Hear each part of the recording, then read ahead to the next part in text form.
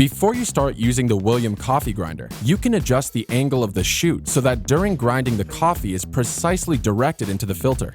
You can also change the height of the central pin to ensure that the filter holder remains balanced during the grinding phases. With William PL72, you can change the grinding time for 1 or 2 coffee doses, and you can view the count of doses dispensed, both partial and total.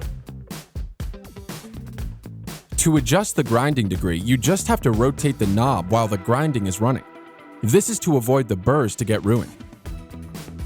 After changing the grinding degree, you have to set also the time, in order to balance the right coffee quantity in the filter.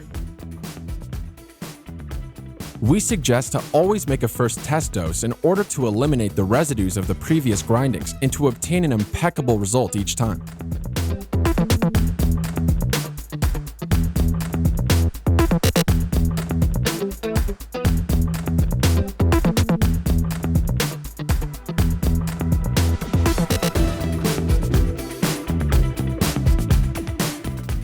You can always stop the grinding using the button next to the knob. This same button allows you to add a small quantity of grinding at the end of the automatic dosing activated by the plate. After 30 minutes of inactivity, William goes into standby as indicated by the central light. To restart the grinder, simply press once the activation plate.